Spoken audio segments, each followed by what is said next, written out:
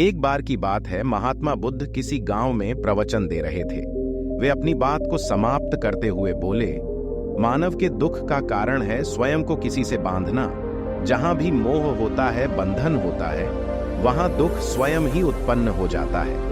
अतः अपने बंधनों को जानें और उनसे बाहर निकलने का प्रयास करें। इसके बाद उन्होंने सभी लोगों को आशीर्वाद दिया और फिर अपने आश्रम को लौट गए। अगले दिन उनसे एक व्यक्ति मिलने आया। वह बुद्ध को दंडवत करता हुआ बोला, महात्मन, मैंने कल आपका उपदेश सुना। आपकी बातें मेरे हृदय में उतर गई हैं। मैंने अपने बंधनों को तोड़ दिया है, सारी मोह माया का त्याग कर दिया है। अब मैं आपकी शरण में आना चाहता हूं। उस व्यक्ति की बातें सुनकर बुद्ध मुस्कुराए और धीरे से बोले, मुझे विस्तार से बताओ वत्स, तुमने कौन कौन से बंधन तोड़े और किसका मोह त्याग दिया है? वह व्यक्ति बोला, मेरे घर पर मेरे बूढ़े माता पिता और पत्नी है। मेरा एक छोटा बच्चा भी है। मेरी पत्नी बहुत बीमार रहती है। उसके कष्ट देखकर मैं अक्सर सोचता रहता था कि वह मर जाए तो उसके कष्ट दूर हो जाएं। उसकी वजह से मैं बहुत दुखी रहता हूं। लेकिन कल जब मैंने आपका उपदेश सुना तो मेरी समझ में आ गया कि मेरे परिवार से मेरा बंधन ही मेरे दुखों का कारण है। अगर मैं इसके चक्कर में पड़ा रहूंगा तो कभी सत्य को नहीं जान सकूंगा। इसलिए मैं अपने घर को त्याग कर आपके पास आया हूं। बुद्ध ने पूछा, क्या तुम सचमुच सभी बंधनों से मुक्त हो गए हो? देख लो, कहीं कोई बंधन तुम्हारे पीछे रह तो नहीं गया? वह व्यक्ति बोला, नहीं प्रभु, मैं अपने जीवन की सारी चीजों को पीछे छोड़ आया हूं और अब आगे बढ़ना चाहता हूं। बुद्ध ने कहा, अगर ऐसी बात है तो फिर ठीक है। आज तुम यहीं आश्रम में रुको। कल मैं तुम्हें बताऊंगा कि तुम्हें क्या करना है।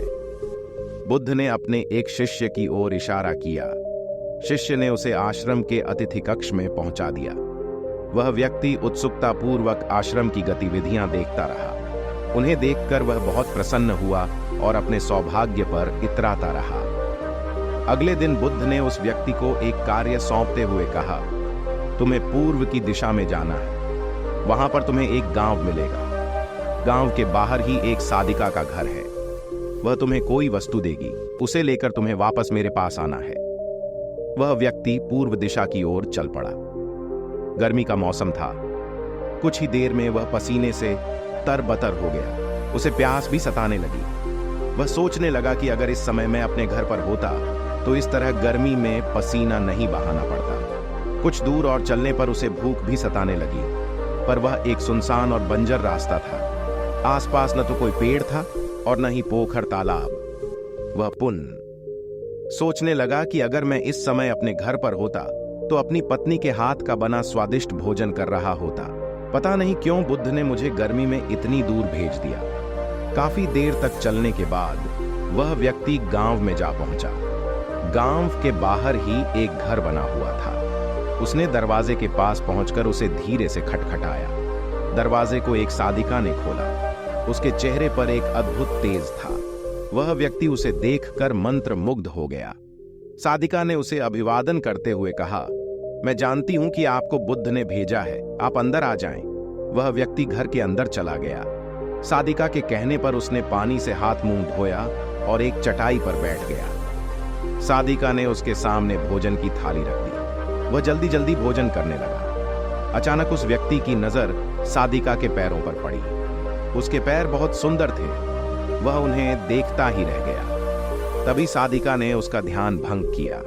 वह बोली, जिस व्यक्ति को बुद्ध के चरणों में स्थान मिल जाता है, फिर उसे किसी अन्य के चरणों की आवश्यकता नहीं पड़ती।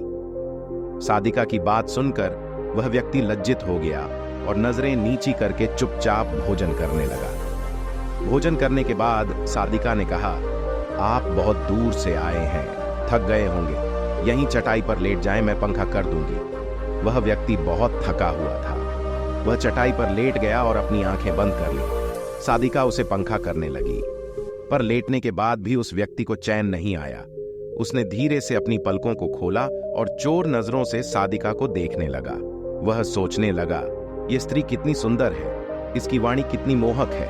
अगर यह मेरी पत्नी होती तो मेरा जीवन स्वर्ग बन जाता। साधिका इसके मन की बात समझ गई। वह बोली, शरीर में कुछ नहीं रखा है, यह केवल मांस, मज्जा और अस्थियों का जोड़ है।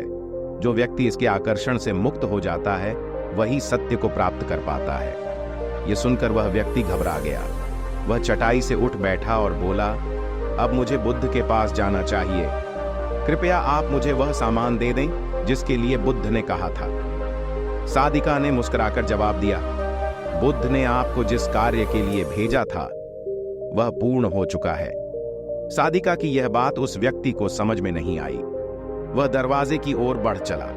दरवाजे के पास पहुंचकर वह एक क्षण के लिए रुका और पलटकर बोला, क्या आप अंतर्यामी हैं? आपने मेरे मन की बातें कैसे समझ ली?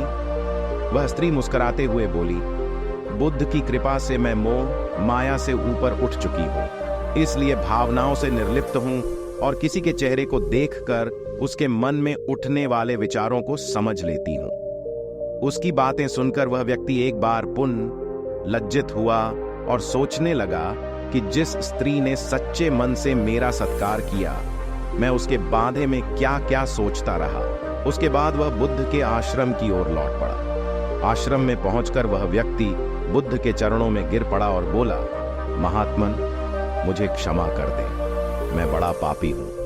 उसकी बात सुनकर बुद्ध मुस्कुराए और बोले, मैंने तुम्हें साधिका के पास इसीलिए भेजा था ताकि तुम अपने आप को देख सको। अब मुझे बताओ, क्या तुम सचमुच मोह और बंधन को त्याग चुके हो? वह व्यक्ति कुछ नहीं बोला। वह नजरें नीची किए चुपचाप खड़ा रहा। बुद्ध ने कहा, बाहरी बंधन और मोह को त्यागने से हम बंधन मुक्त नहीं होते। दरअसल बंधन और मोह हमारे भीतर होता है। तुमने परिवार को छोड़ दिया और सोचा कि मैं बंधन मुक्त हो गया, लेकिन जैसे ही तुम्हें अवसर मिला तुम्हारे भीतर का मोह जाग उठा और इसी वजह से आज तुम अपने आप को पापी समझ रहे हो। मुझे क्षमा कर दें प्रभु। उस व्यक्ति ने अपने हाथ जोड़ दिए। फिर वह धीरे से बोला, आप सही कह रहे हैं, मैं केवल अपनी पत्नी से पीछा छुड़ाना चाहता था। वह बहुत बीमार रहती है। 1 वर्ष से हमारे बीच संबंध भी नहीं बन पाए। मैं कुछ ज्यादा कमाता भी नहीं हूं, इसलिए मैं अपने परिवार के दायित्वों का निर्वहन भी ठीक ढंग से नहीं कर पा रहा हूं। शायद इसीलिए मैं अपने परिवार से पीछा छुड़ाना चाहता था, पर अब मैं समझ गया हूं, मेरा परिवार ही मेरा सत्य है और उसके दायित्वों का निर्वहन ही असली कर्म है। बुद्ध बोले, मैं जो कुछ भी कहता हूं वह अपने अनुभव के आधार पर कहता हूं। लोग मेरी बातों को सुनते तो हैं, पर वे अपने स्वार्थ के अनुसार ही उसका अर्थ ग्रहण करते हैं। इसीलिए मोह, माया, कामना, इच्छा, वासना, क्रोध को लोग बाहर की ओर खोजते हैं, जबकि यह हमारे भीतर ही है। हम दूसरों को देखकर तरह तरह की कामना करने लगते हैं। कामना से इच्छा जन्म लेती है, इच्छा से वासना पैदा होती है और वासना की पूर्ति न होने पर क्रोध उत्पन्न होता है। ये सब एक दूसरे से जुड़े हुए हैं। क्रोध के लिए हम सदैव दूसरे को जिम्मेदार ठहराते हैं, जबकि क्रोध का स्रोत हमारे भीतर है। तुम चाहोगे तो क्रोध आएगा, तुम चाहोगे तो क्रोध नहीं आएगा। इसी तरह बंधन बाहर नहीं होते, हमारे मन में होते हैं। हम मन से ही किसी से बंध जाते हैं और मन के कारण ही हम दुख पाते हैं। लेकिन जो व्यक्ति इन बातों की गहराई तक पहुंच जाता है वह दू चैन खो से हमेशा हमेशा के लिए मुक्त हो जाता है।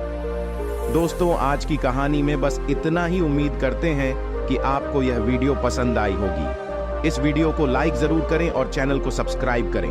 परिवार और दोस्तों के साथ जरूर शेयर करें। धन्यवाद।